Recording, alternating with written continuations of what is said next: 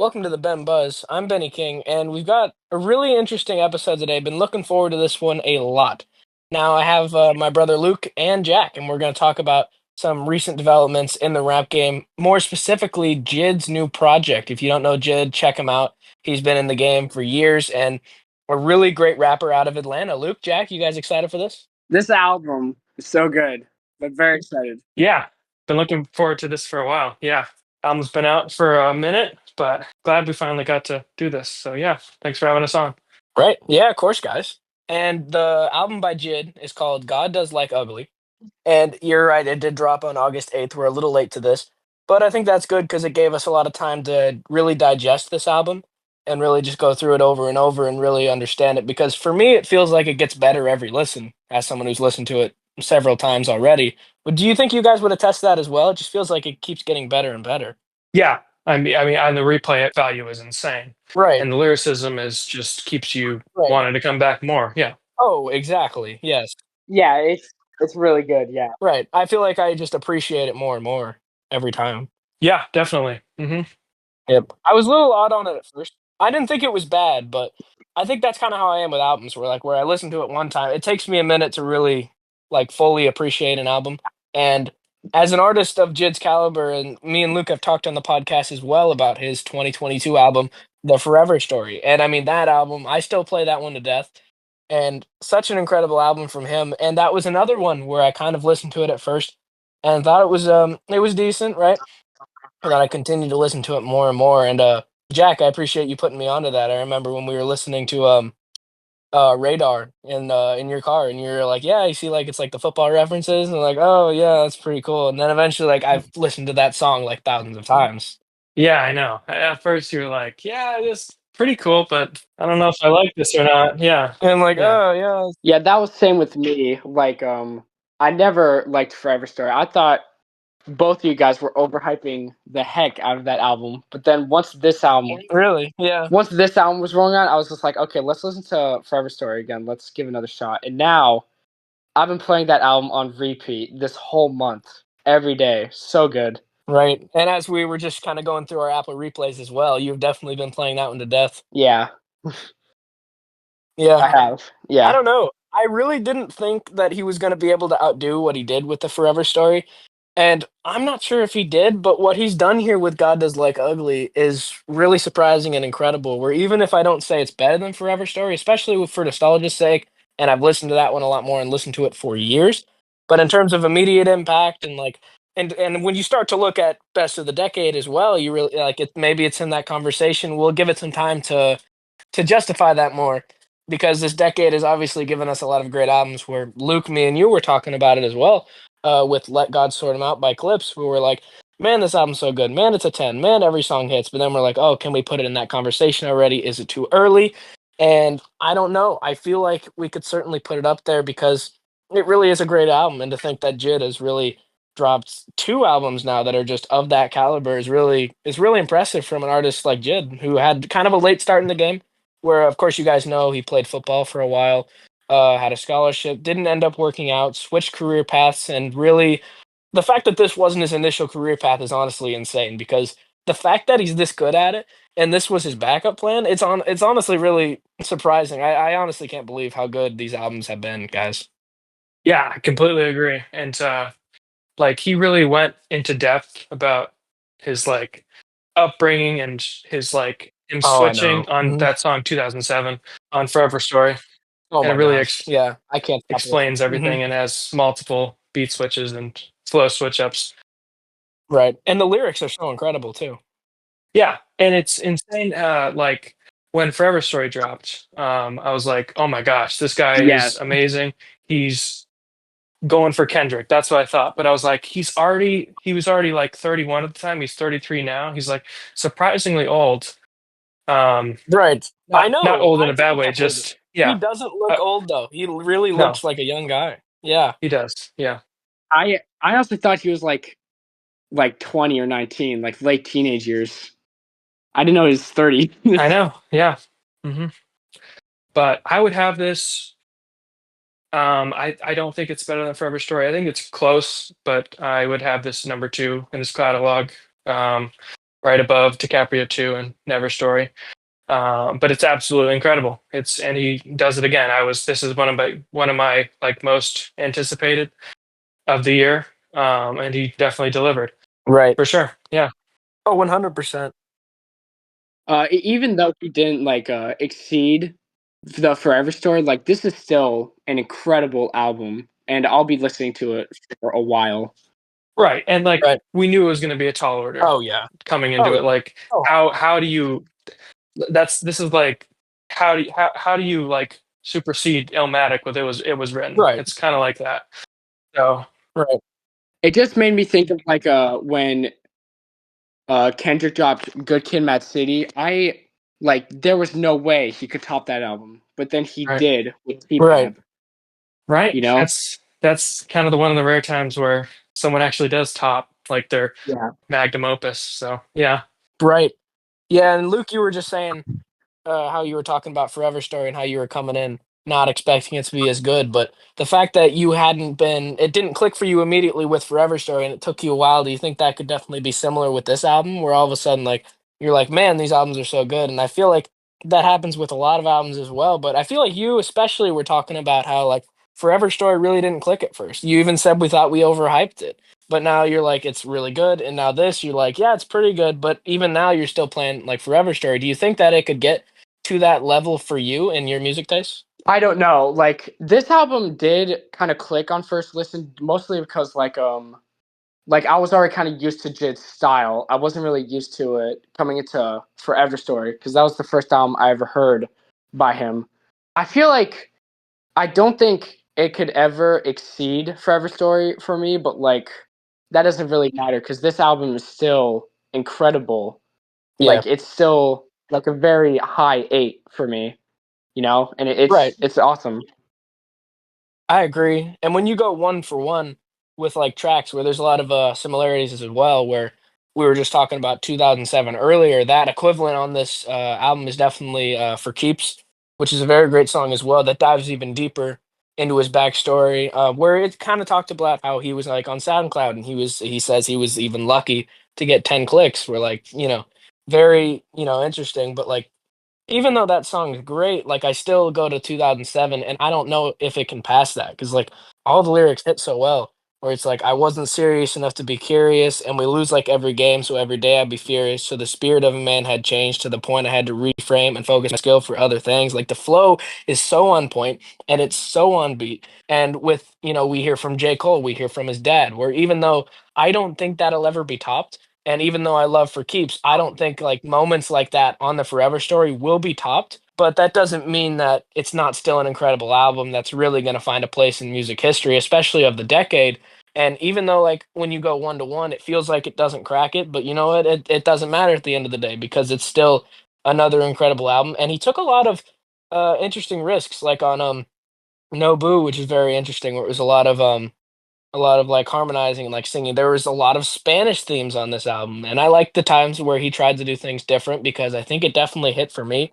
And I mean, when he had clips on, that was a great moment as well. This album, it really was great in a lot of areas. And as we've been saying this whole time, even though it might not compare or, get to that level that Forever Story is. And in my personal opinion, Jack, and you guys know this, that I have that in my top 10 of all time. I really think of that album so highly. So I knew coming into it, it wasn't gonna quite get there, probably. Which if it did, that's insane. But even though, like, maybe it'll eventually grow on me enough that it will get there. Like tracks like Glory. I mean, that's like one of the best JID songs I've heard. And is it better than a lot? But then you compare it to Forever Story, and it's like, how many tracks is it really better than? Like Forever Story, it really is a modern day masterpiece for me. Do you guys agree? Yes. Yeah, I absolutely would. Yeah. And I would also like it's interesting to look at like so my bottom two for this album would probably be What We On with Don Hmm. Toliver and Nobu. Yeah. Um and when you look at my bottom two for Forever Story, that would be Money and Stars. Like Right. I'm taking Money and Stars 10 out of 10 days. And that's like where I would say like Hmm. Forever Story just exceeds it because even like the low moments are still great with Forever Story. Like I would say What We On with Don Toliver on this album could have been left off entirely. It's just, and this is like one of the only low moments on the album for me. It's just did not need to be there, and it absolutely kills the momentum. And when you come back with a song like Wholeheartedly, it's like, why can we just go into this? It's just so amazing. It's heartfelt. And the singing from Jid is absolutely incredible. It reminds me of Cody Blue Mhm. 31 on Forever Story. I know. Yeah. Well, would you agree with that, Luke? That it's kind of a modern day masterpiece, and even though God Does Like Ugly is an incredible album, it's not quite at that level. Just because Forever Story, I feel like it's not going to be created and or recreated actually. And Jid obviously he's a great artist, so this album is certainly incredible. But do you think it'll be able to eventually rival Forever Story, which we kind of agree is a modern day masterpiece, Luke? I don't think so. Just because like Jack was kind of saying, I think Forever Story is much more consistent than this album. My opinion, I Mm, don't really think there's a skip on Forever Story. As you guys know, I like songs like Money and Stars and stuff. Money is one of my favorites, right. even though you guys disagree. And I still Hmm. like Money. Those songs are so amazing. They're just the weakest links of that amazing track Yeah, list. So yeah, Right. And just like every song is like a 10 or a 9 out of 10 for me. So it's just eventually something's at the yeah, bottom that doesn't deserve to exactly. be. Yeah. So, I feel like the weakest songs on Forever Hmm. Story are still solid, really solid songs, and the lowest ones on this one, they're still good, but they don't even close to rival the weakest songs on Forever Story. So the songs on Forever Right. Story are just so much higher that even the low songs are much higher, you know? Right. right. That's kind of what I was saying. Yeah, Right. And it's still tough with yeah. instant reactions. Yeah. It's tough with instant reactions as well, where like we've been listening to these songs for years, where these are almost like legendary in our eyes, and then we're coming into these ones brand new songs. But like when you look at it, I mean, even the bottom songs on Forever Story are like kind of like close to the best songs on God Does Like Ugly. Not that they're better. I'm not saying that, but like they're like it's not the separation is not there. And then you compare it to the Forever Story's best songs compared to the worst, and it's galaxies away for me. Yeah. Very true. And like I would say Yeah. like modern day masterpiece is too soon to tell, I think. And I would have it right at number 4 for the year for me. I would have um God Sort 'Em Out, number 1. I would Mhm. have Magic Alive by McKinley Dixon. I've been trying to get you guys to listen to that one. I know. And then Lotus by Little Sims. I would have at number 3. And then I would have God Does Like Ugly. So yeah, it's still one of the best releases of the year. Right. Modern day masterpiece, like gonna need more time to marinate. Mm, Yeah, I agree. I feel like my opinion, this album, it's much more of a bump than Lotus, and and there are mhm. some low songs on Lotus. I feel like Lotus takes a lot more risk than this new God Does Like Ugly album, Right. Lil Sims, something she's never really done before. She's going into her kind of state Mm. on what she's Yeah. going through and stuff, and all the stuff that she's going through and telling us about it, where like the God Does Like Ugly takes risk, but Lotus takes better risks that pay off, in my opinion. Yeah, I would agree. I would say like on songs like Ben mentioned on Nobu, and also You Ugly, the opener with Mm. West Side Gun. He's kind of going for that kind of like alternative kind of feel. And with Young from Little Sims, that's kind of what you were talking about with like Yeah. that extreme risk taking. But the reason I like it more is just uh, they're both great lyricists and both great lyrical content that keeps me coming back. But like Mhm. way more heartfelt moments and just like relatability, I guess there with Little Sims, Right. and just I guess the instrumentals and just the yeah, Right. And Jid had more of that. Yeah. Jid had more of that on the Forever Story too, where that was his magnum opus. I feel like. right. And I think people could say the same thing with like Gray Area or Sometimes I'm Not the Introvert with Little Sims. Like this is definitely not her best, and this is definitely not Jid's best, Yeah. in my opinion. But I've seen some people Oh no, yeah, no. say that this. I've seen some people that say this is his best, or that this is his worst. It's.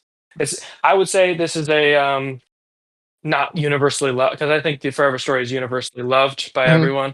This one, it's taking people more Right, time to get used to and listen right. to it. Yeah. And I think, yeah, I agree 100%. And I mean, honestly, I think both are really great albums, like indistinguishably great. And I think it was definitely worth the wait in the 3 years that it took to get this album.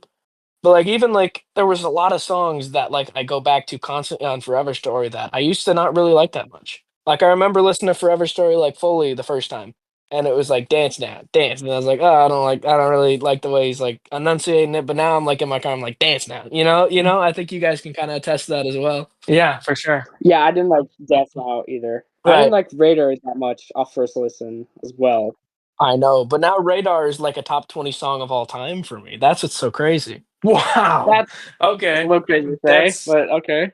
that is crazy, but But top that's crazy for hey, top 20, that's not that crazy. Come on. top 20 for the 2020s decade, I would say, Yeah. but not top 20 of all time. Yeah.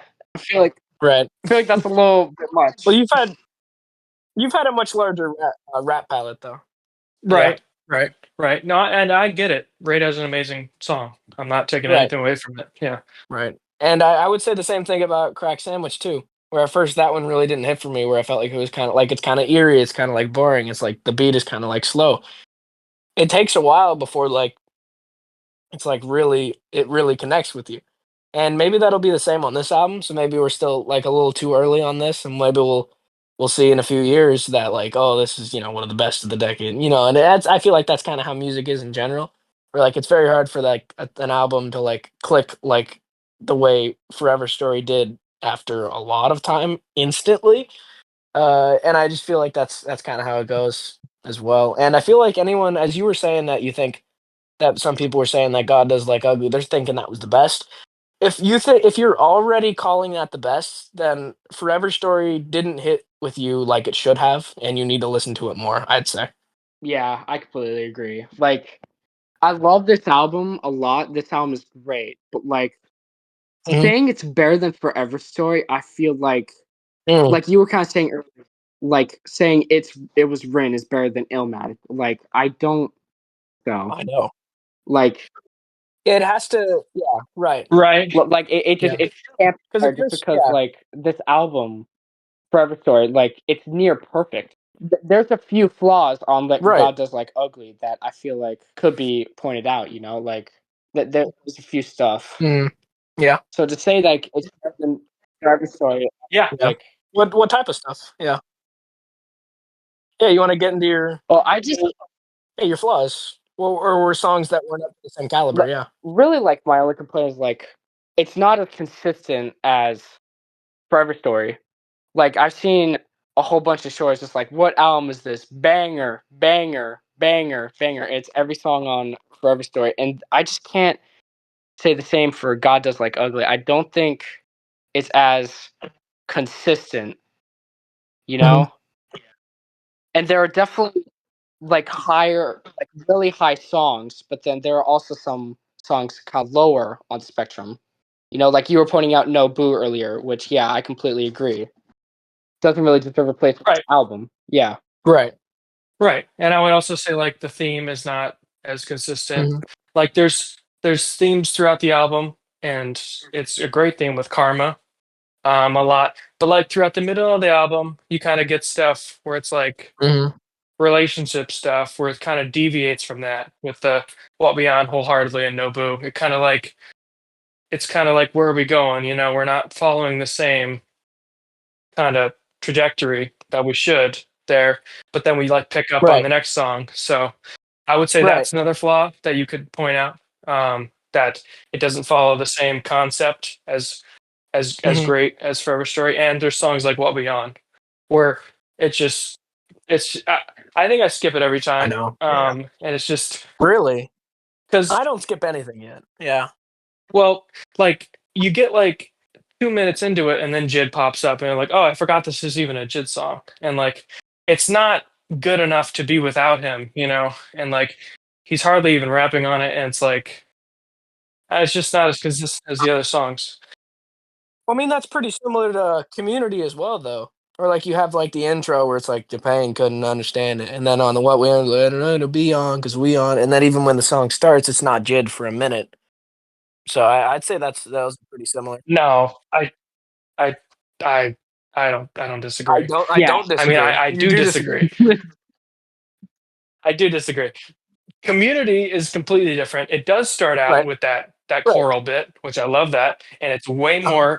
way better than I what didn't. we I on. wasn't comparing And quality. I it's was like, just saying that it was the same no, no, type of no, intro. I know, Yeah. I know, You know. Yeah. but JID comes in with this fiery, insane verse Right. that's like, the energy is insane because you need to have that energy. Like Clips is on Right. your song. Um, and JID does not have near that energy Yeah. Right. for Yeah. what we Yeah. on. I agree. So that's I was that's what just I would saying the take it. structure was similar. I wasn't picking a fight with you. Right. No, no, not at Yeah. all. The Community is definitely top three on the album. I think that's the only thing we can agree on with our top fives. You want to do the top fives right now? With that, is that the case? Because I feel like that's what's interesting about this album is I've seen so many rankings where like like those YouTube shorts where like it lists all the songs and like the rankings. I disagree with so many of them, and I feel like no one can really agree what the top five are, and it's hard to even get three. I feel like we're even like as our we were kind of going through our top fives in the group chat, and they were just not comparable. We're like there were like three songs that Jack had that I didn't. So I think it's a very interesting because it's so early in the album. Maybe eventually we'll start seeing like some separation. But yeah, I agree, Luke. I think we should definitely get into some top fives. I'm hyped for this. Let's do it. Who wants to go first? Luke, you want to start? I will go first. I'm not gonna do any order just because it's really hard for me to play songs above the other. So I'll just say my top Mm, five like favorites. So one of them, let's start with the first pick. It's gonna be Glory. That song's awesome. And then we're gonna I go would agree. Community, because Pusha T and Malice, Hmm. like I like that clips. Like they Hmm. kind of bring the best out of rappers. Like we saw kind of like the same thing on their album Let God Sort 'Em Out. Like Tyler's verse, he goes I know. hard just to try and match Stupid. their Yeah. rapping. So I like that Clips kind of brings the best out of these rappers. And Right. And just to add on to that, Luke, there were like three features on that Let God Sort 'Em Out album where if they were on any other album, they would have been like the best feature on the album, no questions. The fact yeah, they got that exactly. many on one album. Yeah, I 100% agree with you. I think you're two for two so far, Luke. Jack, are you Okay. keeping up with his picks or no? Yeah, I am. And to bring it back to the clip stock, I think even as good as those features are, like Malice and Pusha T, I think still have the best Mhm.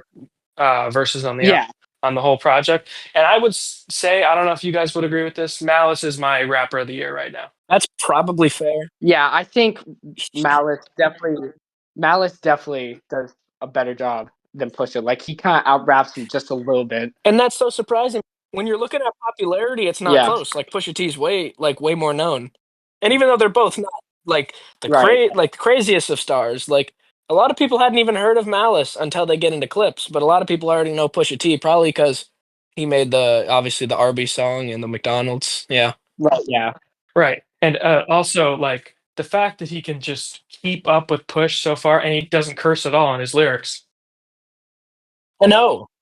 Yeah. That's actually what's so surprising. And Malice, he went way harder than he had to on Like Got Certain. It's actually crazy because look at a song like POV, all right, where you have that Pusha T verse to start out. Pusha T goes crazy. I mean, he goes crazy on just about every song because that's what he does, right? And then Tyler, the creator, insane verse, very incredibly talented. He's having a good year as well. If you kind of count Chromacopia at the tail end and then don't tap the glass, I think when you were saying Malice is rapper of the Yeah. year, I think you could include Tyler in that as well with a great feature like that and the two albums basically in this cycle if we count Chromacopia. Right. Yeah. Yeah. Yeah, absolutely. Yeah. And then all of a sudden, when like you think it can't get any better, the beat switches up and Malice comes in with this flow. And it's almost like you forget the rest of the song, which is crazy because it's like two of the best verses of the year.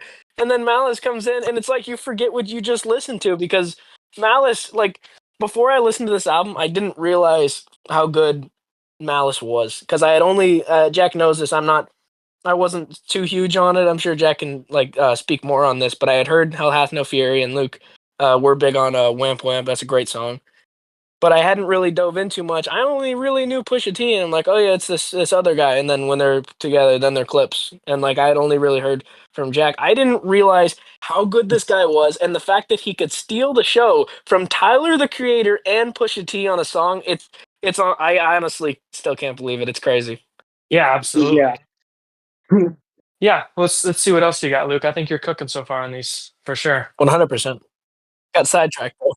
Okay, so Yeah. yeah, for one story, and then the next one, community. This one might be where you guys disagree, but I have G's just Okay. because that song Mm, gets me hyped so quick. I just love the way he comes, gangsta, mhm. gangsta. I love the that way he was comes in like that was that. that was I that was enjoy nicely. that That song. was a I nice bop impression. it so much. I think that's a Comethazine uh, sample, I think. And that sample is amazing. It's great. Um, I do like that part, but that's not what makes it great for me. It's the Yeah, last verse. When he's like, "None in the blood is rushing. None last minute adjustment." And he's like, what they want with that anyway? They took the insurance papers to the spare tires to the spare change, like everything in that sequence, and with the beat switch, how like eerie but like fast paced it yeah, is. I mean, it's honestly really great. I don't have it in my top five personally, but I see Interesting. why you put that there.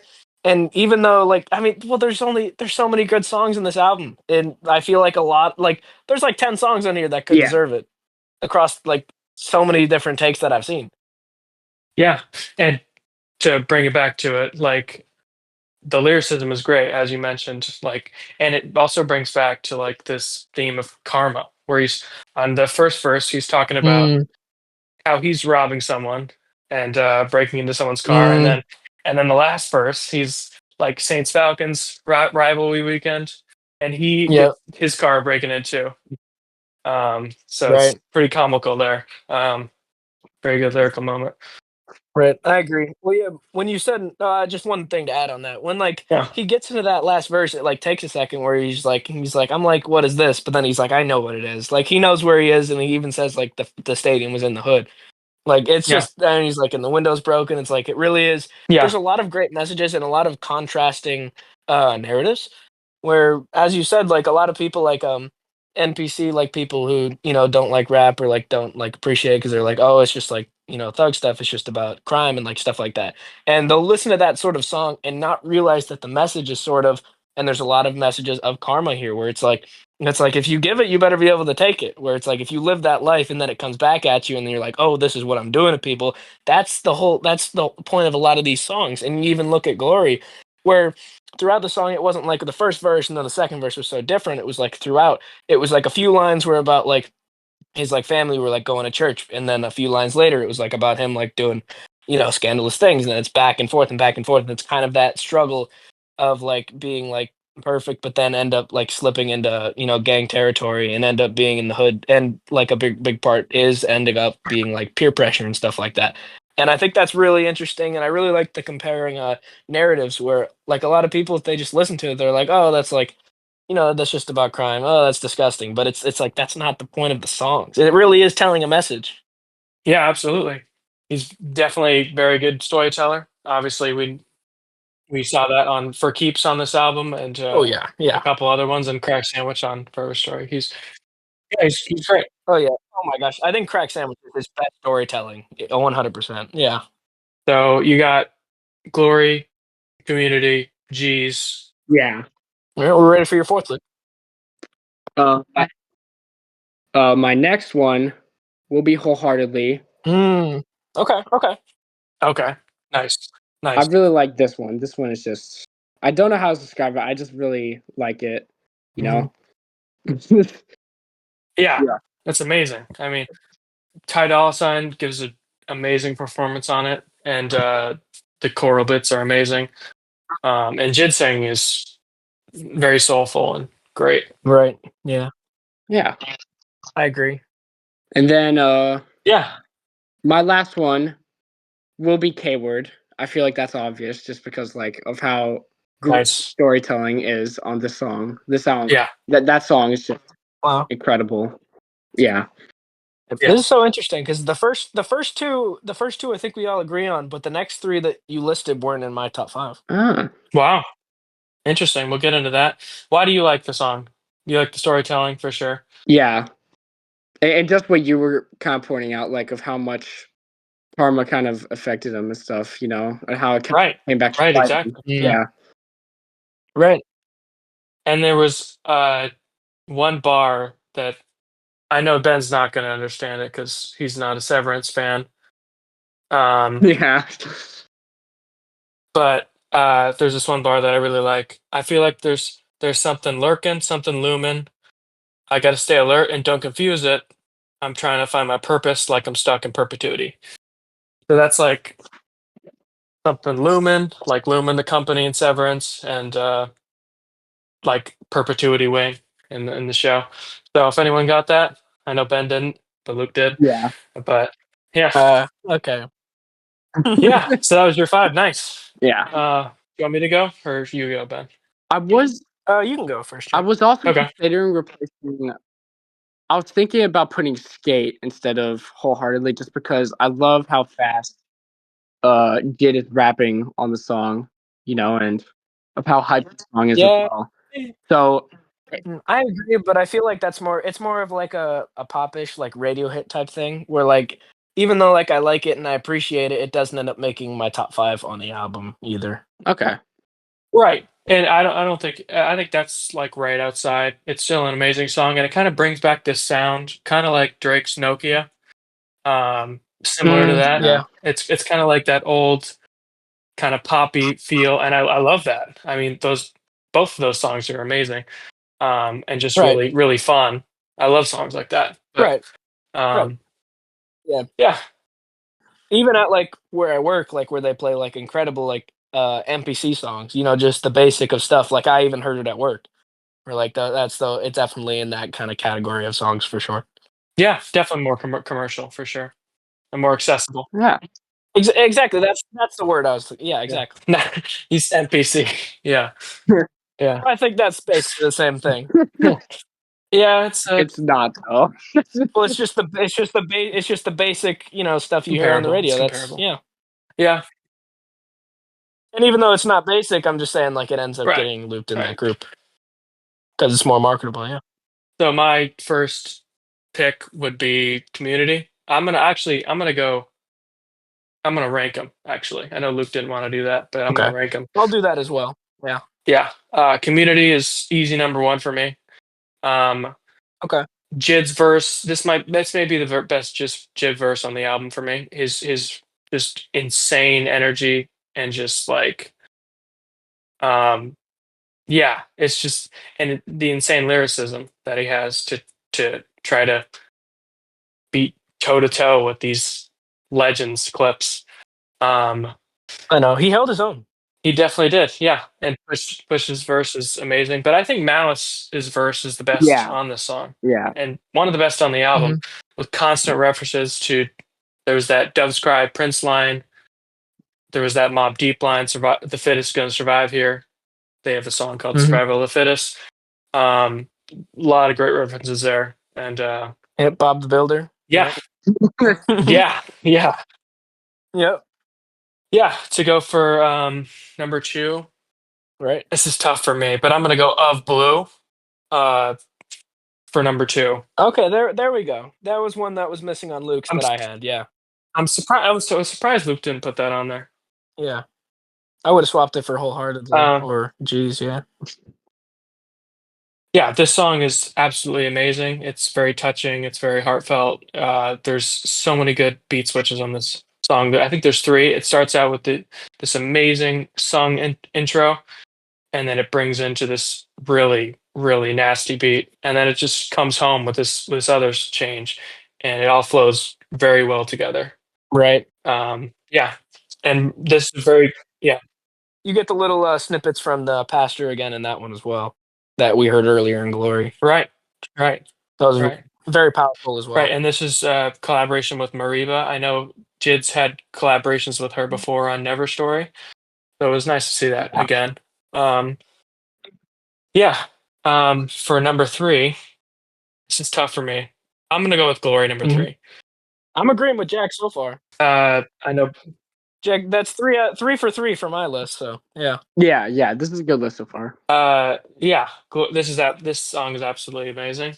It's a great way to continue the absolutely amazing momentum that You Ugly brought in. Oh, I know. Um, but yeah, the sample and just the beat on this is really good, and the way it's Right. just keeps building up the tension and just the cinematic value is great. 100%. Yeah, Yeah. Yeah. I definitely.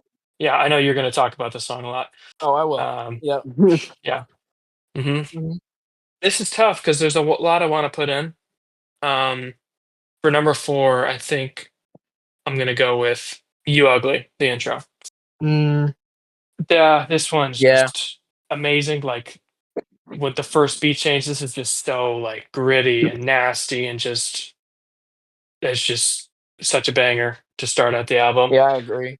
I agree. And it's similar to Radar in the fact that you have multiple beat switches on it. And West Side Gun 100%. Yeah, absolutely going insane on the start of I it agree. was really really fun and something I would never expect from a JID album. Like I did not expect that. I know. Um, but it's really welcome. I like that collaboration. It's really good. And there's a lyric I wanted to Right. point out from the just the start of it. It starts live from the depths of hell with angel wings that have yet to flail, and fans argue about record sales like they're record execs themselves. I like that a lot. Um, Oh, I did. Yeah. yeah, yeah, hmm yeah.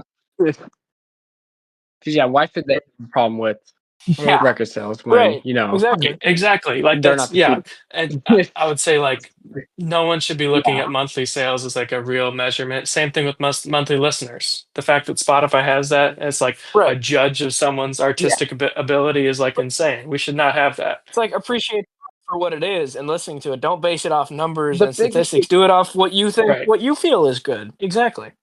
Right. Right. Exactly. Yeah. the biggest example is Atrocity Exhibition only sold 7,000 albums first Yeah. week, and that album is a 10 for me. You Right. Yeah. know? Absolutely. Yeah. And we were just talking about Yeah, clips, and even they're getting more into popularity, luckily. But like when you look at it, like they were kind of unknown, and like that album has been received by a lot of people as a 10. right. Yeah, Yeah. Absolutely. It's crazy that we've come to Right. this where people are actually judging numbers on like it actually being quality or not. I know. yeah, It's insane. Yeah. But yeah.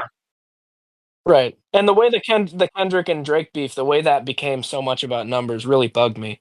And the way people were saying like, "Oh, like Kendrick like he just did it for the fame. He wasn't really putting no numbers like before." And it's like, "Well, like he was, but like we shouldn't like it should be about the music. It should be about the art.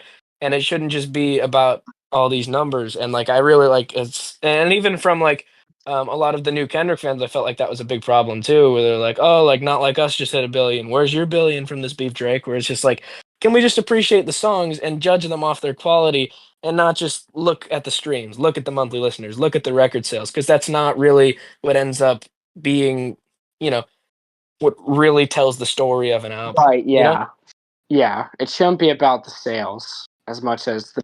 Exactly. Yeah. Yeah. Right. And I mean this song You Ugly, I don't have it in my top 5.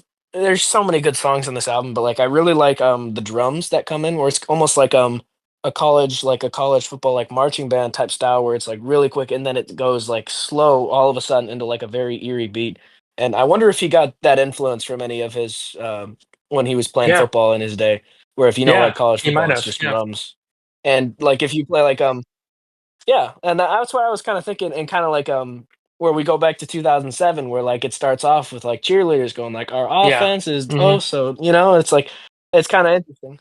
We're like Yeah, and that was a big part for me, and, like, obviously, the lyricism is great, and as you had already mentioned one, but, like, when he's like, "I'm the one to catch a Yeah, fade like DeMar Chase," even though it's, like, so simple, it's, like, still, like, flows really well where it's, like, not only is he a wide receiver, but, like, he's notorious for running that fade, and he's obviously one of the better receivers in the league where it's, like he he definitely he also does. knows Yeah, ball too, you can definitely tell he's like knowledgeable you know? on all stuff like that. Yeah.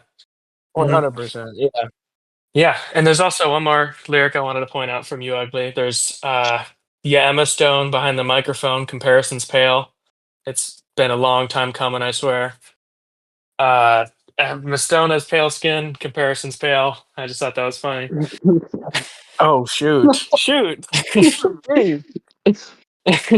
You did I'm not not know. good I'm not good at catching a lot of them. I Yeah. see, like, breakdowns and stuff, and I'm like, "Oh, shoot," like, just me, I'm not the best at it. Like, the best thing I can come up with is the Jamar Chase one, which is the most obvious one on the record. Yeah. Yeah. Not that it's not good, but, Yeah. Yeah. I'm not great with that stuff. I love when they do that, but I usually gotta go to other people, and then they say that, and I'm like, "Oh, geez, like, that's crazy," but I'm like, myself, I have a tough time catching those. That was a good catch, Jack. Mhm. And I appreciate that line more because I Yeah. I felt that it was kinda weird to just say Emma Stone for no reason, so that makes sense. Yeah. Yeah, I think this is a tough one for me. Um it's between wholeheartedly and Mm, K word. you lost me. Yeah. I think I'm gonna go wholeheartedly here. Okay. This song is, I know I mentioned like the Ty Dolla Sign part is just amazing, and Black comes in. He was on the God Does Like Ugly Pre-Lux, and I know you guys mentioned on the Clips episode one. Um, Right. Another welcome collaboration here, and his verse is great. And just this reminds me a lot of Cody Blue 31, and another great singing performance. Um, yeah, and there was the one lyric I wanted to point out in this one was, "I'm not killing ish because of coal. It's because I'm cold."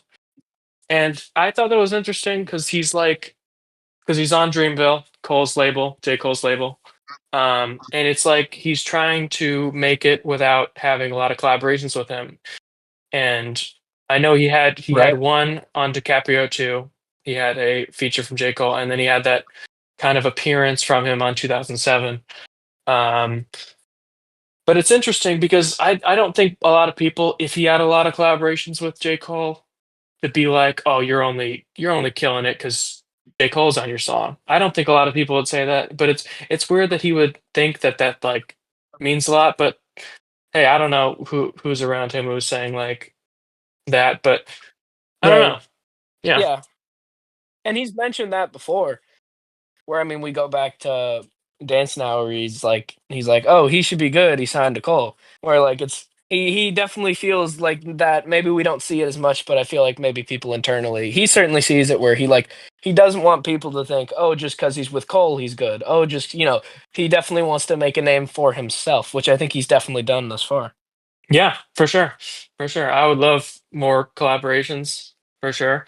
It's always great when those two Right. are on a song. But yeah, you want to get into yours, Ben? Hmm. I would love to. Yeah. So I love. so for my first song, you guys know that it's Glory. Luke, yours was Glory as Yeah. well, right? Or you just I you didn't didn't have have an an order, order. but that was the first one you listed. You didn't have an order. Yeah. Yeah. Yeah, but that one, I mean, it's so incredible, and there's so much great poetry on this song, and or the album as a whole. But I mean, this song specifically, I mean, I just keep listening to it over and over. Where as Jack listed when he put it in his top five, how it feels so like monumentous and like cinematic, the way it's like building up, and especially the middle part with the pastor is so huge when he's like, "Didn't God like make you brand new, brought you out of the muck and the mire," and then it's got like the beat in the background, like. It really is so hype, and that's what gets me going. I know Luke, Jesus, is what does that for you, but not only does this song do that for me, but then also the parallels between like trying to be a good kid in a mad city I knew you were gonna say is that. pretty interesting. I know. That's if you listen to the song, that's pretty much what it is. Because he's like, "Yo, your mom Mhm. would go in to, like, praise the king, with a crown that's provided with thorns," where he's saying, like but then he shows the other side where he's, like, skipping school, pulling fire alarms, where, like, it's kind of, like, the opposite and how he's kind of, like, living 2 lives where, when you're in that type of area and obviously there's peer pressure, but, like, it really does end up being that way, and you when the song, it really is that the parallels are so great, and I feel like towards the end the lyricism where he's like, "Go and meet the pastor, open the Bible up and read a chapter. I'm trying to free the shackles, my brother in a cell. I just said a prayer in the Garden of Eden, said he couldn't help but eat the apple." And I think that's kind of reminiscent of just this whole situation that he's talking about, where like it's like Atlanta, I guess it's in this situation, I think he's saying like Atlanta's like the Garden of Eden, right? And like either you like live like the way you're supposed to and like you go to church with, your mom and like all that stuff, but then it's like, oh, but like that apple is looming there and it's tempting where like you don't want like you want to have that excitement. You have that ambition where it's like it definitely is kind of that parallel. And not only is it so hype, not only is the bits from the past are so great, but the messages and the narratives and the way that they work together so nicely. And the way it comes together in the end, where he mentions the Garden of Eden, and then he's like, I'm sending glory up to God to give it back to you casual. And then, like, the way it really comes together with not only those two narratives, but coming with the pastor saying, like, even like he says, like, like Louis Vuitton can't touch it, Gucci can't touch it. Like the clothing that like God sees you through, like is worth $1,000,000, he says. And that's kind of what it is, where it's like, even though you haven't been this perfect, even though you didn't go to church and all this stuff, even though you didn't do these bad things, if we say it like less biblically, even though if you didn't do those types of like pulling fire alarms, like skipping school, even if you didn't do those, but when he sees you, you look like $1,000,000, even when you're doing these bad things. And I think that's really what brings the two narratives together and says like, you shouldn't devalue yourself like that. And even though you think like, oh, I'm doing this stuff, I'm not worth anything, or like whatever it is, I think I'm wondering if you guys felt the same way, where that pastor, the bits that he does it really just brings the two narratives together so nicely for me, and that's why it sets at one for me. It really has affected me a lot. Yeah, absolutely. It's very powerful track, and it opens the album so nicely, um, and keeps the momentum going. Yeah, it's great. Right, I agree. And in school, of course, in a literature class where like I'm going to be leading a class at a certain point, and like we can submit like something for poetry. Like if she'll let me, this is like what I would want to do it on, just because of like how it really is poetic in a lot of ways. And I think that really represents a lot of the album too. But like this song, especially for me, I feel like really hits it home for me. Yeah, for sure. Absolutely.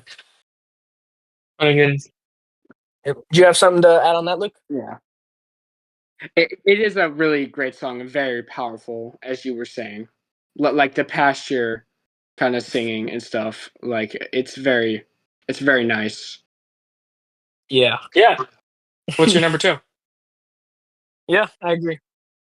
Well, my number 2, it was one I was kinda surprised none of you put it, where it's, I go for keeps here, and maybe that's a little too high, but, even though I don't think it's on 2007's level, it's certainly that type of song where it really hits home. And on 2007, remember, he kinda, like, talked about, like, his journey through football, and then, like, when he quit, and then it shows, like, him getting into, like, the rap industry, but then it jumps all the way to when Never Story drops and when he's with Cole, and, like, you see Cole at the end, where we kind of miss, like, that middle patch of how rough it was, and I feel like we really get a lot of insight on this track, where JID really is, like, talking about, like, as I kinda said earlier, where, like, he was on, like, SoundCloud, and he's like, "Man, it's bringing memories back. I can only get, like, 10 clicks on a track," like, where he wasn't really that successful, and I think that's really interesting to see from a guy that's getting like millions of streams now, and to think that like he only had 10 clicks on a track, and like or like on like a Forever Story where like he had like like all he had to eat was like bologna sandwiches,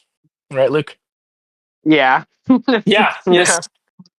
So I think that's definitely Yeah. right. I like this one a lot too. It's just I don't know. There's just so many other great ones. I just didn't put it. But there's a great appearance from his from his son, I think, at the end of it.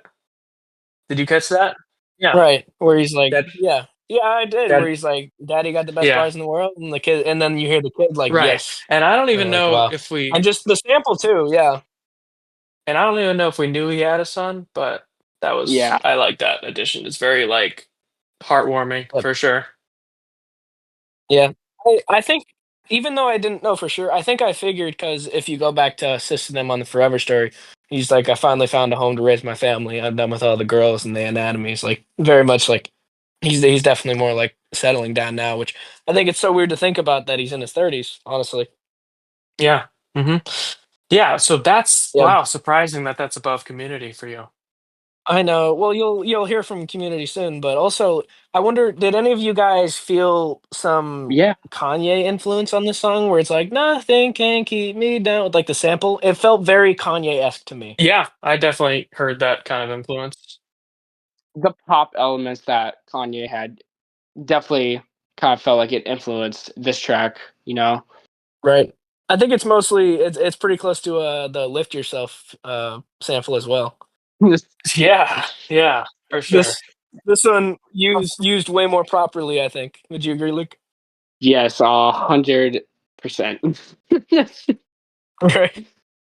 But that song was such a letdown. Lift Yourself by Kanye, because the sample is actually really incredible, and he just ruins it. Yeah. Apparently with that track, I heard, like, Kanye got Drake to fly out and work on that song, and he worked on it for I you heard you that. know, Yeah. you've heard that? And that he saw what Kanye done to it, and he got mad at him for that. Yeah, that's funny. Right. Well, I think he was just baiting him to make him think he wanted to work with him, and then just release that. Yeah. Yeah. Mhm. Yes. One of my friends was playing that song at work, and the sample was I going, know. the Lift Yourself, and Kanye Kanye's verse was about to come on, and he goes, this next verse right here." Right. This is that just goes, "Whoopity Man, whoop." old Kanye was Yeah. great. He literally like that's such a great sample, and he just wasted it on just whatever because he was just that great at like sampling things. Where it's just like even his scraps, even his meme songs, basically still like are really good, and you almost like hate it because it's like why'd you waste it on something like that? But that's just how he was, where he could just hit so many times on those samples, and I feel like we definitely really miss how Kanye used to make music for sure. Yeah. Yeah. Luke, I know Luke has a lot of thoughts on that. Oh yeah. Yeah, I already talked about it in the last podcast.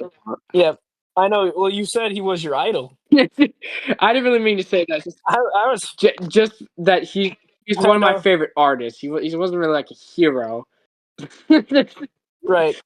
I remember, yeah, Jack was grilling you for that. He's like, "Your hero." He's Oh, like, Yeah.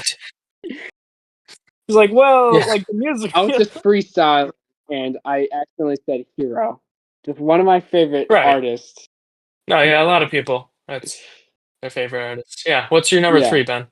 My number three, it's also Community. It could be higher, Okay. honestly. It could be Or higher, but it definitely could It's not go lower. That's what I'll say for sure. 100%. I think And it's I think to me, it's 2 spots too low, but that's just me. but hey, listen. Here's the deal. Okay, the dealio. All right. Okay. I've toyed with putting it at two. It's like two and three. You could flip them, and I wouldn't be mad. But I feel like one. I'm set in stone on my one. I think. Okay. Yeah, I get that. But, like, for me, Community beats a lot of tracks on Forever Story. I don't know if that's a hot take, but Yeah. it's There's a yeah. for me, it's one of It's not that crazy.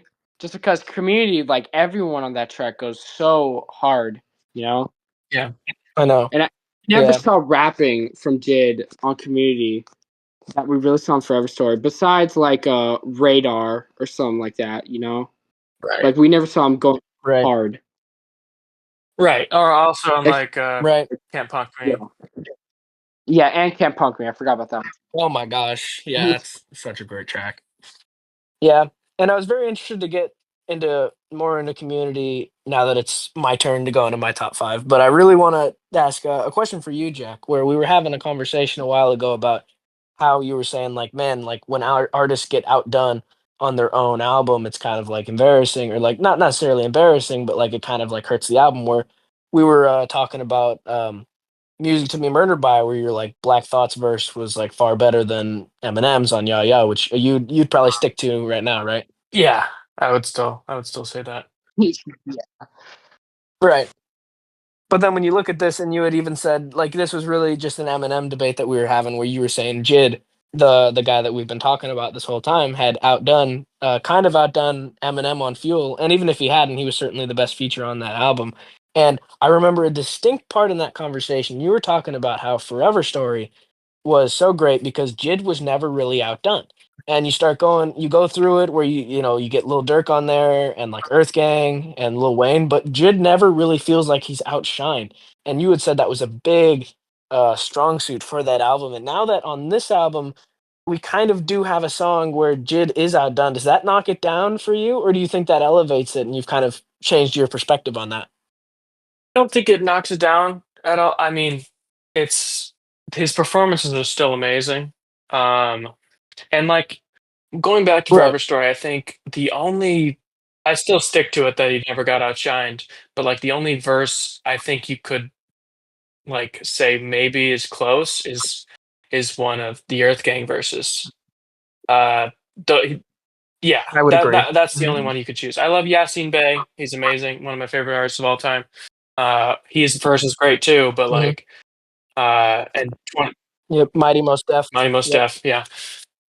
He's Mhm. great, but like you couldn't choose anyone else except Earth Gang on that. With this one, um, I don't think it knocks it down. I mean, you have some other verses, like I know, like, and I Mhm. think his artist performance isn't as good as Forever Story because you have songs like What We On and Nobu, and like What We On, where it's like both um, Don Toliver and JID don't feel like they're trying that hard to put it out there. Right. But I know there's a lot of flack on Nobu, and I'm still not the biggest fan, just because. And well, this is better than when Drake speaks Spanish. Obviously, I'm not saying that. Oh my gosh, yeah. Oh, Kendrick as well. Yeah. Yeah, yeah. Well, Jesse Reyes gives a great performance, and Jid's he's not bad at all speaking Spanish. I was, Yeah, it didn't sound that bad actually. I was surprised how authentic it kind of came off, even if he didn't have the accent right. Probably because it was a lot of like harmonizing with Jesse as well. right, right. And I would, That yeah, part was great. for sure, for sure. And I would say, yeah, Yeah. I thought, yeah, for yeah. this album, I think the only song he really gets outshined is uh, "Community" with Push and Malice. Uh, and I don't think that knocks it down. I think Hmm. it depends whether uh, it like for that Eminem album, "Music to Be Murdered By." There's a lot of songs that just did not work Hmm. at all, and his verse was not Right. that Right. bad on that Black Thought song. Uh, but there's just Yeah. Yeah. so Yeah. many other songs that are just non-starters and just uh, not my kind of taste for sure.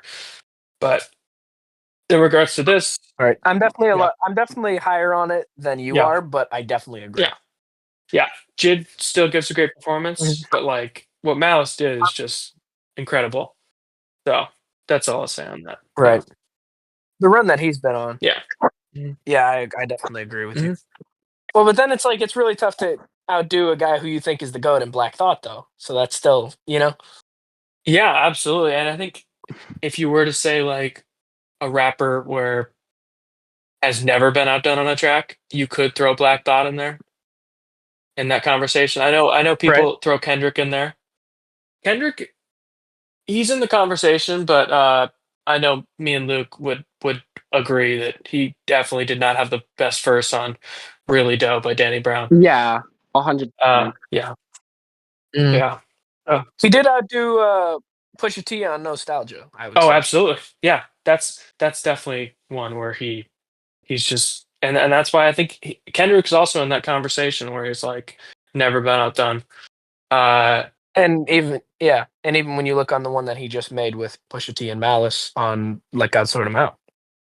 Chains and Whips. Yeah, that's a great verse too. You could definitely argue that that's better. Right. I think that's a song where Kendrick, I think, does a little better than Pusha T and Malice. You know,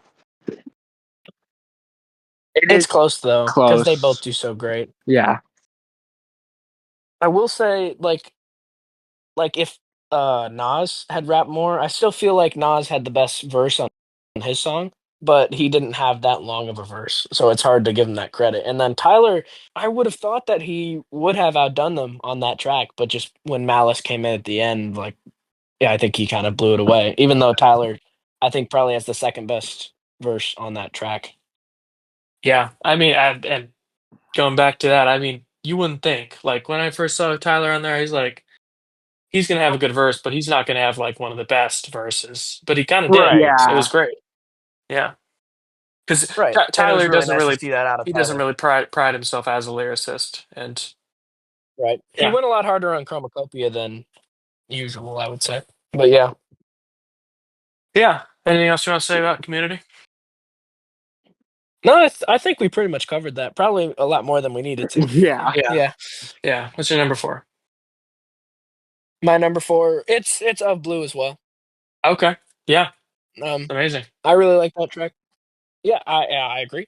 And as you were saying, like the singing parts at the start, it does take a minute to get into it, and it is a longer song. But once it clicks for you, none of it drags. I'd say, Exactly. and Like it's especially with the beat switches, right. It's like six and a half where you get minutes, like yeah, and it's like right, yeah.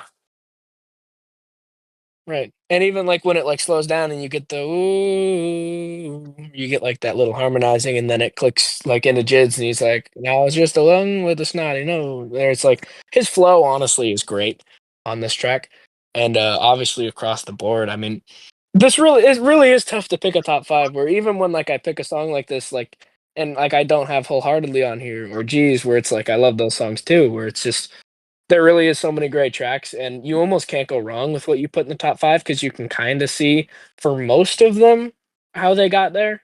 Would you agree, Jack? Yeah, absolutely. Yeah, you can kind of. It was tough for me picking because I didn't put G's or Skate or Hayward. Those were all definitely in my like honorable mentions Yeah. for Right. sure. Yeah. Yeah, and then we'd already pretty much covered off Blue on yours. I don't think I have much more to say on that track. You hmm got that as well. Okay. And Yeah. then my fifth track, it is VCRs. I was surprised I was the only person to have Okay. that up there. And Vince Staples gives a great feature. I really like the way this one really dove into like relationships as well, where like Jid like is talking about he's like, I know like my mom says hanging out with you is irresponsible, and he's like, I'll be your Romeo, where it's like it's kind of like that, but it's it's definitely a great track for me. And the intro too, it starts off kind of like eerie, where like it's almost introducing it as like almost like a horror film. And the beat is so great with the little dun It is. dun dun dun, and Vince Staples Yeah. is great, Jid's great, and I just like it's pretty meaningful, and it was kind of the only one that I felt like was this meaningful where it was like sort of like an overview of like relationships where you get no boo, but that was more like a singing track, sort of, Yeah, for sure. And like this is a very like welcome collaboration. Like this is what if I had to say like features where I wanted to be on a JID album, like Clips would be there, Vince Staples would be there, West Side Gun would be there. So it kind of checked a lot of boxes there. And Right. Vince Staples is great. Yeah, on the song. Right. I definitely agree. So that's my justification. Would either of you like how far off was VCRs from your top five? I was surprised. I thought I'd get one person, but yeah. ECRs, I was very much thinking about putting in mine, but I decided not to. That was definitely an honorable mention for me though, because it's really good. Yeah, I Right. absolutely. I mean, when I first listened to it, I think that was in my list there, but I would have it below Skate, below G's, and below K Word. So I would have it like around Hmm. the 8 or 9 range. So I mean, it's still amazing, but like those other songs are just yeah. Yeah. Right. hmm Yeah, and I remember in your original top five you had VCRs. Your original top five is a lot different than the one that you've come with today, where Yeah, you had G's on McAfee for keeps. yeah, I know. Yeah, I was kind of like Yeah, kind of getting you guys to listen to, just throwing the top five out because you guys, I know we didn't listen to it together when it came out because Luke had school I know. and I Ben wanted was to, but he had camp or Right. whatever. Yeah, yeah, yeah, yeah. And I was right, like, you gotta listen to it. It's really good. It's really good. It's really good. And you guys came around for sure. I Yeah, know. Right. I had originally had on McAfee in my top five as well, but then afterwards I was like, there's a lot of songs here that are really meaningful and are really saying stuff. And at the end of the day, like it wasn't saying too much. And like even though like I do like that song, I come there for Jid's flow and then like the chorus kind of like Jano Jid got punked, where like I don't really love that part. And that kind of knocked it out of the top five for me. Did you have a similar experience with how it got dropped out for you, Jack? yeah, for sure. I think like it's definitely like a cold blooded banger, and like I think it flows really well after that interlude. Right. Um, and Hmm. it's great, but like there's so many other like lyrical highlights and just better songs structurally, um, and generally like longer and meaningful Right. cuts that I like more. So yeah, Yeah, I think you're right. And that's definitely why it got dropped off for me. Was there anything like that for you, Luke, where you had a song in your top five and eventually had to drop it because I mean maybe you liked another song on the album more, or it just didn't hit the same as it did the first time, or not as meaningful? Was there anything like that for you, Luke? Skate and Work, I think originally were both my top Mm, five. I loved both of those songs a lot, but then yeah, eventually other songs came in I liked much more. But yeah, right. yeah, yeah. I think similar to me with Skate. At work, I was like initially kind of sour on because I listened to it when it came out as a single. Um, to hype up the album kind of, and I was like kind of into it, but like when it flows with the album it's a lot better, so Right. yeah, but definitely not one of my Right. favorites, but it's still a great Right. track. That was actually Yeah, what I was gonna ask as well, where I didn't tune into work because I wanted to listen to the album fully. And Jack, you had even said that it was better when you listen to it within the album than to listen to it before. You did that work single, did that garner any hype for you guys? Like how did it, or did it feel like, oh, like this might be a letdown? And as Jack said, it definitely felt better within the album, which is why I kind of waited to hear it. How was that for you guys and listening to that song early prior to the album? I didn't really listen to much prior to the album. The only song I listened to was Animals. But I want to like have a fresh mind coming into this album, you know? Right. I did as well. yeah, for sure. Yeah. Yeah. I can definitely see why that was the big single. I can definitely get that, but that wasn't the one that hit for me. It's surprising that it wasn't Skate if you think about the way that the popularity has kind of turned out on this Yeah, album. for sure, that's definitely like the more like accessible and like more fun song. uh Right. yeah, but that one's like a decisive, like interesting, like song that maybe like not all people who like are a fan of JID are gonna like, because that's definitely not more like Mhm. what you're used to with listening to Right. JID. So yeah, I guess that's why he didn't choose it. So yeah, Right.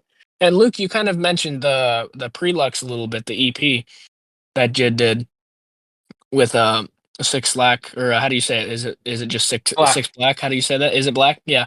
black, yeah, Right. It was something like that. And listen to that EP. I can definitely see like some good in it, but I can definitely see why a lot of those tracks didn't make the album. Especially some with like the one with Lil Yachty where it's not bad, but like it doesn't fit well, like it's not on beat. Did you feel that way about listening to the Prelux and how you kind of compare it now to God Does Like Ugly Luke? Did you kind of be like, oh, I'm kind of glad that was left out, or would you rather have one of these like elevated on that I Prelux? mean, like Animals is one of my favorite tracks released from JID in a minute. So I'm kind of upset that that wasn't on the actual album, you know? I wish that was on. Yeah. Okay. Right. Yeah. What specifically did you like about it? Yeah. like I mentioned in the last podcast, Eminem's like I don't know why Eminem can't channel the energy he has on songs like Animals into his actual solo work. Because on Animals, like Eminem is just going off so hard. The theme of the song is like talking about like animals, like JID is just numbering off animals like kind of one by one and making like comparisons or whatever, and then we get into Eminem's verse, where he calls himself an animal and stuff like that, and makes a bunch of similarities, and then obviously, like I mentioned in the last podcast we did together, like he did another off Mhm.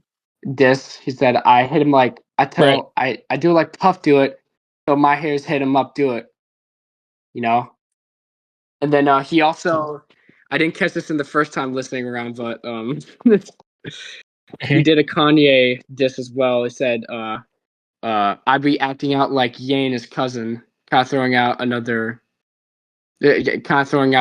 some Kanye shade, which he hasn't really done yet since Kanye has been off the rails recently. You know. So that's all I can really say about. He kind of, well, Eminem kind of has done that before, where you go back to Premonition, Music to Be Murdered by, when he said they say I'm Right. Kanye Yeah. crazy. That was before it Yeah. got really bad, though. Yeah. Yeah, because there was the initial part that was pretty bad, and then he ended up like really coming back around with Carnival, and then ended up getting back to being the richest rapper, and ended up getting back to billionaire status. And then he just likes, the second that he gets back, he likes to ruin it for some Yeah. reason. It really, it honestly doesn't make Yeah. sense. And now like he somehow came back before, but it really does feel like he's at a point of no return. I really don't. Everything that he said, the songs that he's made are just like, even like you mentioned that cousin song, like it just gets to a point where it's like I really don't want to be associated with anything, and I don't know how people who have heard that song could be like, yeah, I think he could come back, or yeah, I think, it's just at a certain point, it's just you just can't Yeah. do it anymore, and I think he's definitely hit that. Definitely hit that status. I don't. It's really weird just because like it's all his fault. Right. So you can feel really bad for him. Like everything I know. going on with him, it's all his I fault. don't, but yeah, right. And we can't blame it all. Yeah, we can't blame it all on the fact that he lost his mom either, because that is sad. But like a lot of people lose their moms. You don't have to just keep the phone away from you. But it's also like I he feel lost like, his mom like so long ago. right, You know. right. Yeah, I agree. Yeah. Well, not that I agree. Yeah, it's true. Yeah. What I think broke him was the divorce with Kim. That's what I think kind of broke him because like everything Yeah. Yeah. So like his whole downfall I think kind of happened after him and Kim got divorced because the tweets were in 2022 I think, and I think they got divorced in like 2021. So I honestly think that's what really broke him. You know? Yeah. what else do you guys want to talk about with this album? Yeah. I mean, bottom to top, it really is a great. Like, I don't know. I don't know if you say it's a masterpiece quite yet, especially because it's so early. And Jack, Yeah. you even said it's not even like that high. Like, it cracks the top five of you for this year, but it's not one, two, or three. Right, right. I would have the clips, the McKinley Dixon and Little Sims. Where would you guys have it for this year? I'd have it I think I'd still, even though with what I was saying earlier about Lotus taking like more risk, I think I'd still have this album above Lotus. So I think I'd have. I'm just gonna do my top three. No, like God Sort of Out number one. God Does Like Ugly number two, and then I'll do Lotus number three for my top three. Mm, Wow. Okay. yeah, Okay. I think the main thing that Yeah, we can agree on is that Let God Sort Him Out is the yeah, best. Yeah, it we can definitely is agree the on best. that. I don't think that's very. I don't think that's very disputable. And the performances on it, not only the messages, but like the features were incredible. The main artists never missed on their verses, and I really think every feature hits as well. And there's not really a weak song. I really don't think you can put an album over it. And Luke, as you said, like God Does Like Ugly is your number two, but there's not a weak song on clips that like even compares to the weakest songs on God Does Like Ugly. Like as we said like kind of earlier, where it's like Yeah, galaxies away, where I think that's definitely a big part of it too. Because and you said it's so concise, and I think that's a big part of why Let God Sort Him Out is leagues above the right. rest. Yeah, completely agree. Yeah, absolutely. And I think when we do the the top 10 for the 2020s decade, that is definitely going to make an appearance for all of us. Oh right. This Hmm. JID album and that Clips album were the most like anticipated for the year, and they definitely both did not fail on that, living up to those expectations. So yeah, absolutely. What would your top three be, Ben? Well, it's definitely Let God Sort Him Out, and we've already kind of just we've gone into detail. That's the Right. best, and it wouldn't have been God Does Like Ugly a week ago, but now I've listened to it. It's been on repeat for a while now, and it's kind of gotten to that level for me where I do put it at two, but I don't think it's ever going to be in that one spot for sure. I feel like that Clips album is beyond it, and that's fine because that's I mean few things are going to be better than that, especially when you're looking at a single year.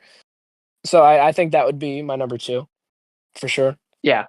Okay. Who would be your number three then?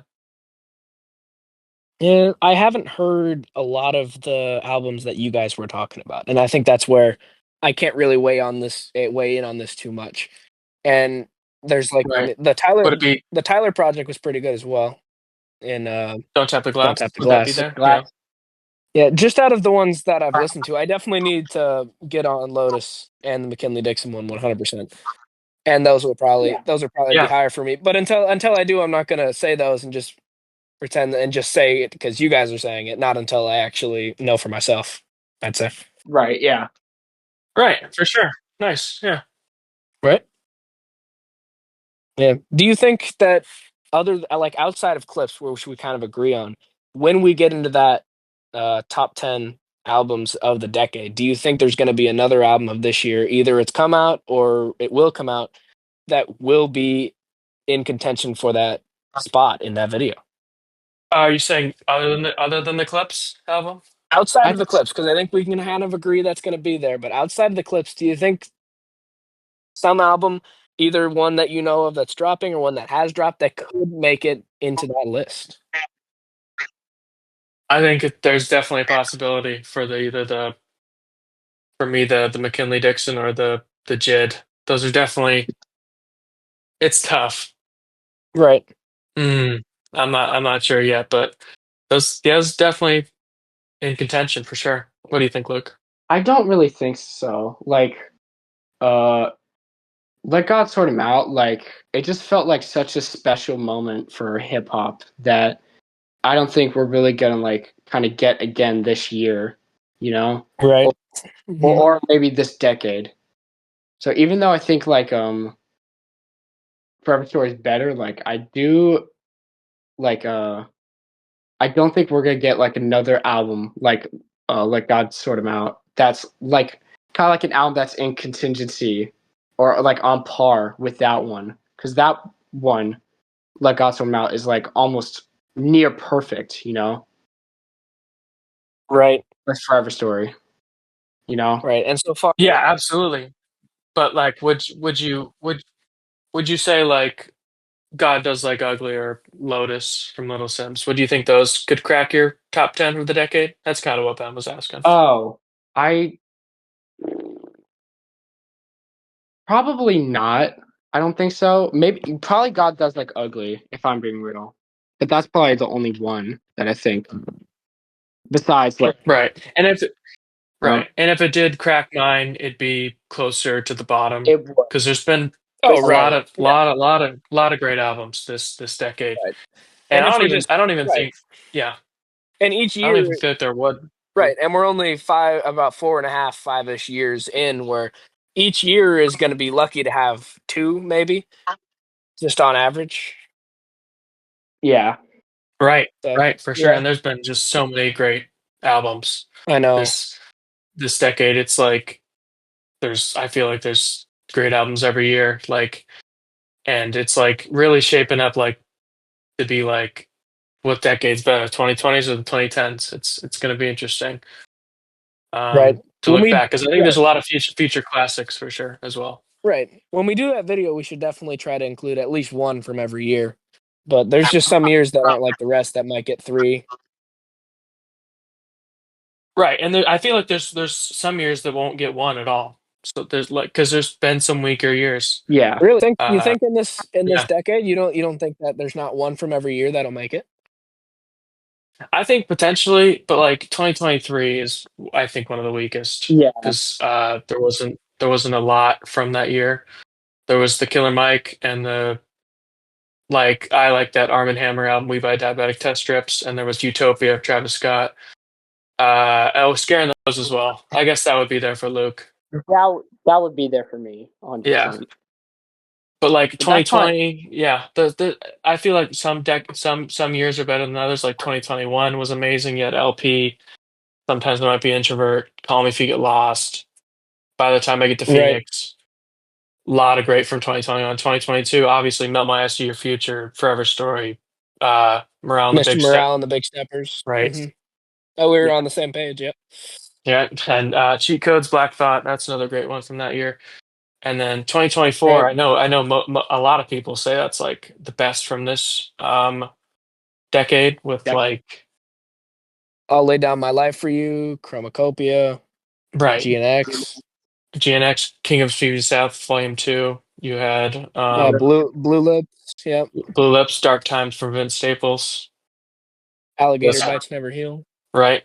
We Don't Trust You, and also We still don't trust you. No.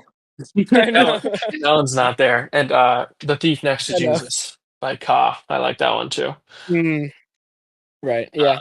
But yeah, I think some and this year is I don't think it's as good as last year yet. I think Yeah. well, I think like It has potential. the sheer amount of great albums from last year. But like when you're Yeah. just talking about like what's the best from each year, I think 2025 is better just because I think God Let God Sort 'Em Out is better than anything from last year. So yeah. 100%. Yeah. Yeah. Yeah. I agree. Yeah. Was there anything else you wanted to tack on in this album, Luke? Not really all other than like a very, very great album. I think JID definitely delivered, you know? Oh, for sure. Yeah. Yeah, 100%. Yeah, very, very great album. That's all I can really say. Yeah. I mean, yeah. We've pretty much covered all the bases on this album for sure. And even in that episode that me and you did, Luke, we didn't talk about clips. We only did about like maybe half of it. Where this one, I mean, both albums were so great. I think we probably could have done a better job covering that one. Where Yeah. I mean, we've really yeah. If we had Jack on that one, I think it would have been a similar Yeah, experience to this for sure. Jack should have joined that video just because like I know halfway he knows a lot through more than we do. Yeah, halfway through we were just trying to make it through to that hour point or that 50 I minutes know. point. You can Yeah. really tell when you listen to it too. Oh my gosh. Yeah. That was the very first episode. I didn't have Yeah. it figured out yet, so it took us a minute, but we got there. Mhm. Yeah, I know. Yeah. hmm Yeah. Yeah. And with JID's next projects coming out, he announced a lot of projects. Just kind of hyping up this album. A lot of people do this to just like a lot of artists do this to like just prop up their album and just get new eyes on it. He announced, well, obviously Mhm. that JID and Metro Boomin album that's supposed to be coming out. I know you guys have probably heard about that one. Um, Really psyched about that. And they also announced. He said there was a 15 track album with J. Cole in the vault that he said might be coming out, and one with Mariba, who's on of Blue. There's another collab album with her. It's like I don't know if all these are coming out, but he's announcing a lot. And this reminds me when Michael came out from Killer Mike in 2023. He went on like a radio show and he was like Andre 3000 because he was on Scientists and Engineers track from Michael, and he was like Andre 3000 is going to come out with a rap album soon. and like everyone was going crazy. It was insane. But then later he had to walk back the statement, and he's like, "Oh, actually, that wasn't true," because he just obviously he wanted to bring new eyes on the project, but it kind of worked because he won a Grammy for that album. So yeah, Right. Well, I should hope that there's all these projects from from JID, because it's like, where were all these projects? We started 2024 with a tweet of from JID going, I might just drop music every day. So me and you were so excited, I we're know. like, oh my gosh, like the year of JID, this is gonna be awesome. Where it had already been 2 years since a Forever Story, and there was nothing. Yeah, Not absolutely. I mean, not a single that was really day. funny. I Not a mean, single yeah, day of music no, was dropped. no. I mean, Insane. he came out with three freestyles on his YouTube Like channel, and then like a those. couple And features. then yeah, the one on Fuel The, on Eminem's project. Yeah, right, right. but But he yeah, yeah, but to come out with that statement, I might just drop music every day, and very early into that year say, yeah, I turned in my album, and we see nothing all year is honestly so crazy. yeah. And I was funny. He quote tweeted that statement. He was like, "I didn't say which year." I know that was so that was so funny. I know. Yeah, yeah. Yeah. Well, I So at remember. least Yeah. this year he's yeah, yeah. Well, it was like I think it might have been the summer last year where you showed me that post where like Jid turned in his album. I'm like, oh my gosh, like this is gonna be great. And now here we are a year later talking about his album, where it's just like, man, where I feel like that's pretty. That kind of messes with your heartstrings also, because you're like, you said there was gonna be music and there was, Yeah. you know. Yeah, but quality takes time for sure. And I'm glad Oh, he I took that 100% time to come out agree. with it. And I'm 100% that Yeah. we're getting all these projects that we are, but don't tell us that we will get them and then give us nothing, is all I'm saying. Right. Right. I mean, That's I think a lot of artists do Agree. that's that. my only They come up with they put when they push release dates back. I know a lot of artists do that. right. But if Yeah. you thought you were gonna drop music every day though, you know, Right. Right. I know. I know. I he get didn't it. say I what get year it. though. Right. He didn't say what year. Right. A great Uh, example of that is like Man. ASAP Rocky's latest album was supposed to be dropping, like it was supposed to drop last August of 2024, and then he moved the date to October of 2024, and here we are a year later, and it still hasn't dropped. It's just crazy. And yeah, yeah, that's absolutely insane. I mean, Yeah. that's one album that come on, it needs to drop already. right. That's why I It's already appreciate been right. like It's been how long has it been, 7 years. Luke? Since his 7 years. last 7 years. Wow. Right. Wow. And that's why I really appreciate a guy like Tyler the Creator, where he doesn't announce the album until it's like a week or two before the album, does promotional stuff, and then it drops when it's supposed to. And especially like he usually does like Monday at 6, so like everyone can start their week with it. Right. Right. Right. Absolutely. I and also Kendrick, where he just Yeah. drops it in the middle of the day. Well, he'll just drop it Love randomly. that. Tyler gives us a few weeks Yeah. to get hyped for it. Other guys give us years to be hyped for it, and then Kendrick's like, "Oh, there's a new Kendrick album." It's like, "Oh, like what was it? Just like a Friday Yeah, afternoon? just Just out of yep. nowhere, just dropped it. I know. Yeah.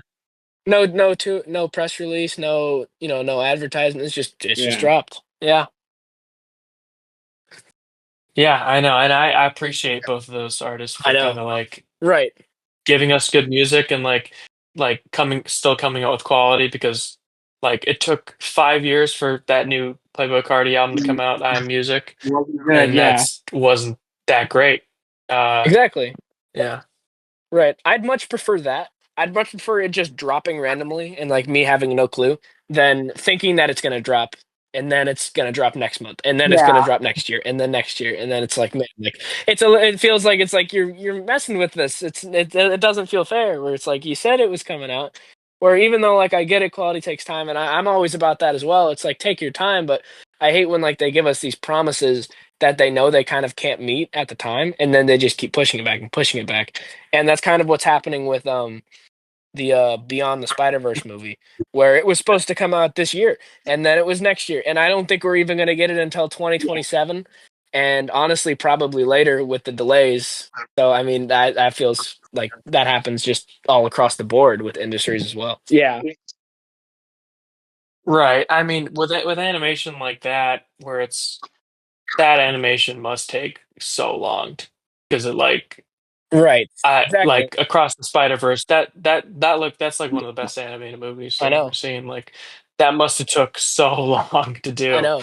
And I guess that's why they're taking because I think they get the voice acting done because voice acting's like Right. they get done so fast. Like, hey, Like yeah. I know Invincible season five's our voice acting's already I was done. just about to Yeah. say that. They're just Yeah. working. Hmm. Yeah. Yeah. They're just working on the animation. Yeah. Right. Exactly. Well, I agree, and I know animation takes time, and obviously it should, but don't tell us we're gonna get it this early when you know that you know that we won't. You're just lying to us at that point. Yeah. Yeah. Like if it's not if Hmm. like if it's not going to be ready till 2027, fine. But the fact that you would tell us that it's going to come out this year, like there's no way it just like randomly 2 years of time just happened. You knew you were going to delay it, you know? Feels like you're almost wanting to drop that early just so it can kind of stay relevant in pop culture. And so even though when it gets delayed, but it's still like, oh, we're going to get it now so people get excited for it. And then it's later and then it's later where it's just like I get it, and you want it to make it like seem like it's gonna come out soon, and you don't want people to feel like they're waiting too long, but it's just that like at a certain point, especially with like animation, like we know how long animation takes. There's no way you're gonna meet that deadline, you know? Right. Yeah. Right. For sure. Yeah. You're just lying to us for no reason. We like those are the best animated Yeah. movies of all time. We know they're gonna take their time because of how incredible they are. You're not gonna get it done in that short a turnaround. 2 years doesn't just happen. They're like, oh yeah, 2 years of delays. No, they knew it was gonna get delayed. I feel like Yeah. they're probably doing Hmm. that to draw more hype For to sure. it, you know? It's like, "Oh my gosh, it got delayed. Man, this is gonna be so good." Yeah. Kinda like GTA 6, you know? It's gone delayed twice, but that's Right. just Oh, hyping up that's the people best even example of more, it. you know? Well, even though it's been delayed, people have still like it's only been delayed a few times where like we got the first trailer and then it was like 2025, then 2026. But it's like people have been waiting for that for like a decade and a half where it's not even that type of conversation of like waiting for it. It's just like we've already waited for it forever. Even though like their actual like when they're working on it delays hasn't been like that crazy, but it's like we've already been waiting for a decade, so that's not gonna cut it, you know? Yeah. Yeah. Hmm. Right. Well, I appreciate you guys coming on the show, Luke and Jack. I mean, I think you guys definitely really appreciated this album as much as I did, and we're definitely going to keep listening and see what sticks and what continues to grow. And as I've said earlier in this podcast, I really appreciate it more and more like every time I listen to it. And it's certainly one of the better albums of this year. And I'm really excited for not only what JID has to come, but the whole rap industry as a whole. Yeah, it definitely feels like this is a great return for rap and hip hop in general. And of course, certainly Clips leading the charge, but now Hmm. JID, and just really love these quality projects that we're getting, and where it really does feel monumentous. And even though it's not up to that same level as Clips, it's still a very incredible album. And I really appreciate that JID definitely took his time with this album and really to get us, the audience, such a great album that I'm sure we'll cherish for years. Yeah. Absolutely. He definitely appreciates artistry for sure. And Yeah. this run 100%. that he's been on is very interesting. If he just keeps coming out with quality, it's going to be hard to argue against him having one of the better discographies in hip hop as a whole. So yeah, I agree. So we'll be looking forward to Jid's future and Rap's future. And Jack and Luke, appreciate you guys coming on. And should have you guys again. We'll be looking for that top 10 hip hop albums of the decade that we alluded to earlier. So hope to have that coming soon. And thanks to everyone for tuning in. Appreciate you guys coming on the show. yeah, no problem. This is, yeah. This has certainly Yep. been a great year for hip hop, and towards last year we had some great albums as well. But this year is not disappointing thus far. We went into several albums in this episode, mainly Jed's, but so many albums across the board that really hit the mark for us. And this has really been a great year for music as a whole. And I'm really looking forward to what rap has to come, especially Jed. This is the Ben Buzz, starring Benny King. Thanks for tuning in.